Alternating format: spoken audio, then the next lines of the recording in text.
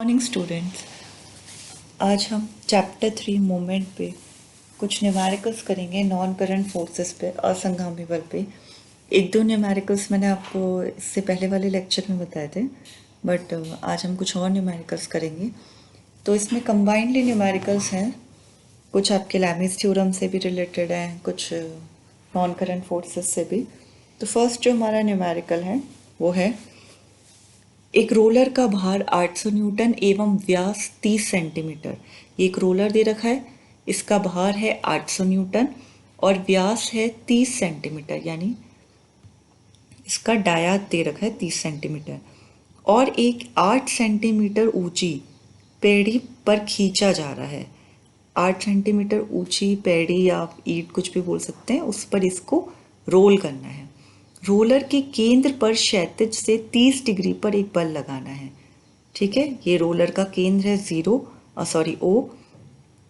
क्षैतिज पर ये 30 डिग्री पर एक बल लगा रहा है। क्लियर?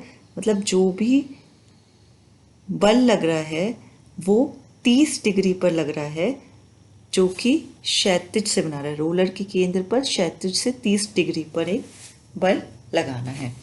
ठीक है, ये क्षैतिज से 30 डिग्री का कोण बना रहा है और एक बल लग रहा है P। ठीक है, पैड़ी के ऊपर रोलर को चढ़ाने के लिए आवश्यक बल ज्ञात कीजिए। तो हमें बेसिकली क्या निकालना है, P, कि हम कितना बल लगाएं कि ये जो रोलर है ये इस पैड़ी के ऊपर चढ़ जाए। क्लियर? यानी हम इस बल से इस दिशा में खींच रहे हैं। अब यहाँ पे देखिए, आप सबसे पहले हमने इसके घटक निकाल लिए। क्षैतिज घटक जो होगा इसका वो होगा P cos 30, और इसका जो लंबवत घटक होगा वो होगा P sin 30। Clear? P cos 30 और P sin 30। अब ओ ए होगा, हम यहाँ पे P cos 30 हमें पता है, P sin 30 पता है हमें।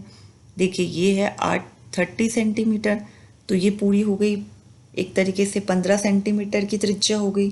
क्लियर? ये भी 15 सेंटीमीटर की त्रिज्या हो गई। अब आप इसमें OA अगर आपको निकालना है, ठीक है, तो इसमें OA कितना होगा,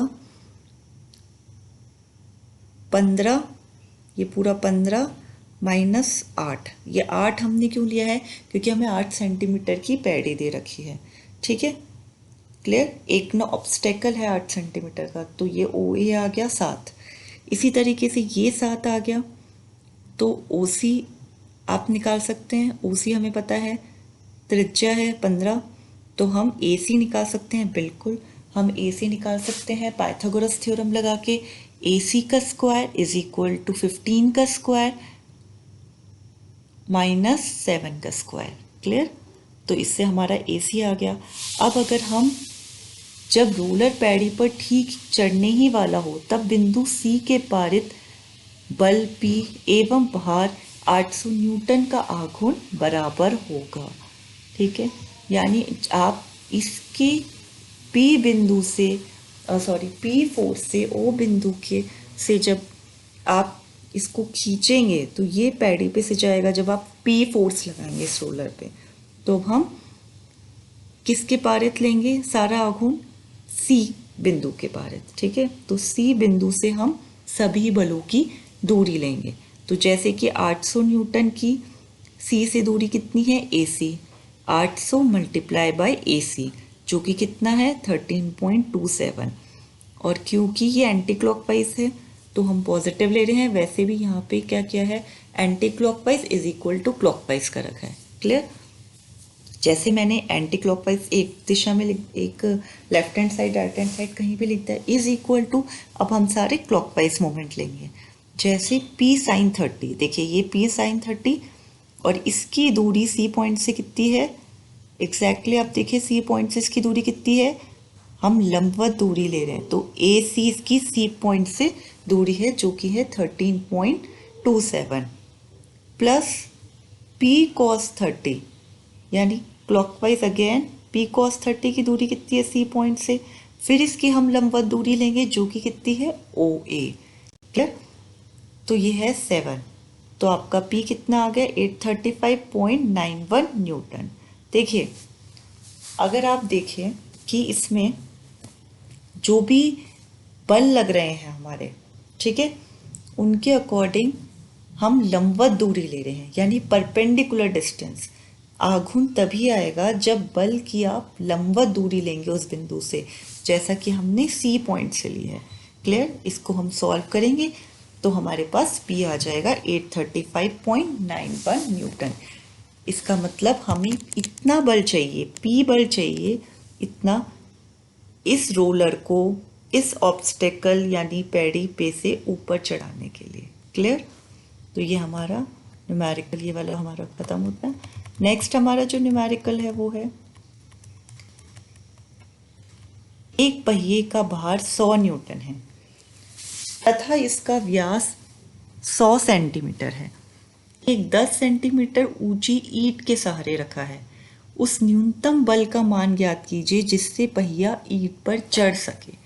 देखिए, इसका खुद का भार दे रखा है 100 न्यूटन, इसका व्यास 1 मीटर यानी 100 सेंटीमीटर दे रखा है, क्लियर दे रखा है आपको, और हमें कितना बल लगाए हम पी कि ये सी पॉइंट से ऊपर चढ़ जाए। क्लियर? तो अगेन क्वेश्चन सेम है, बस ये थोड़ा सा कम कॉम्प्लिकेटेड है। इसमें आप फिर वही करेंगे, इस तरह के क्वेश्चन बहुत बार आ चुके हैं आपके एग्जाम में, इसलिए रोलर वाले, जैसे इस पे ईंट दे रखी है, उसमें एक पैड़ी दे रखी थी, इसके ऊपर चढ़ाने के लिए कितना फोर्स लगाना है।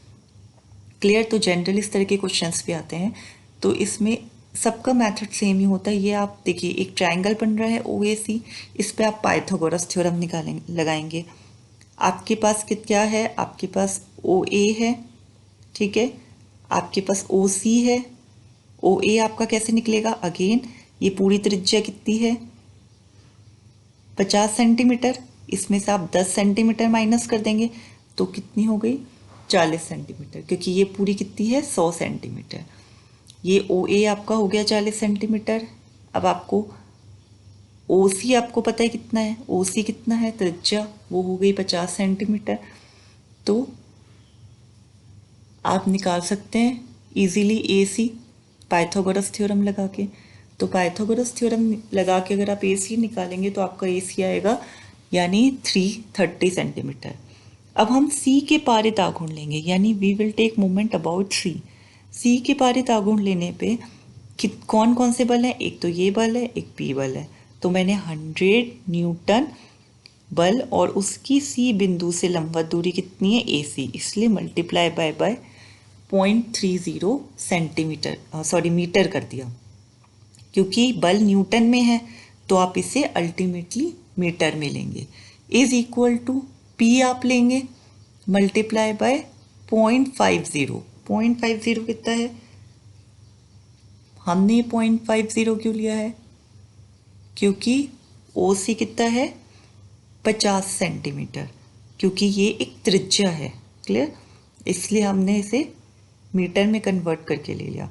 तो P जो बल हमें चाहिए इस रोलर को ईंट पे से उठाने के लिए, वो कितना हो गया?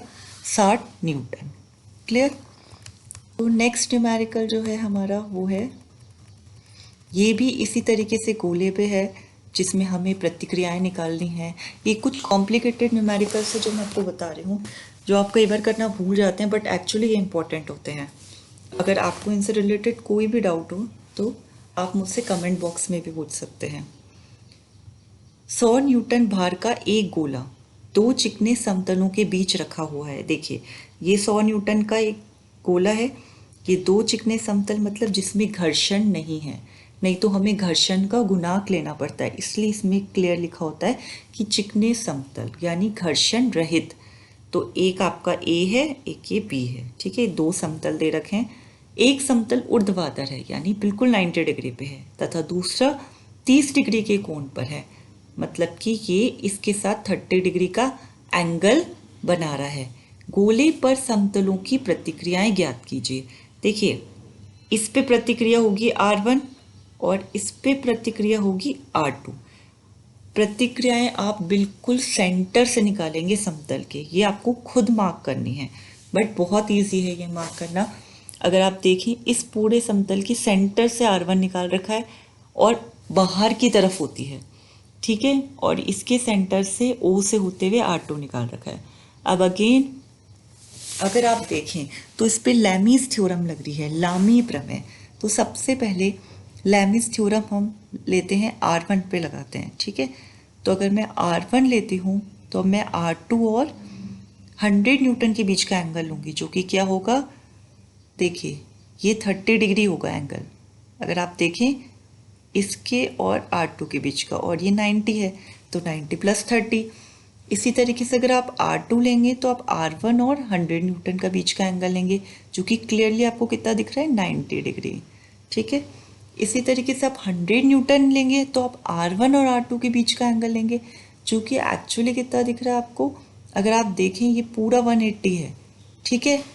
ये पूरा R1, ये पूरा 180 है, पर ये 30 डिग्री है, तो 180 माइनस 30, तो ये R1 और R2 का बीच का एंगल आ गया, ठीक है। अगर आप इन्हें सॉल्व करेंगे तो देखिए जो नोन होता है हम उसके बराबर लेते हैं। R1 upon cos 30 degree is equal to 100 upon sine 30, तो आपका R1 आ गया 100√3 न्यूटन।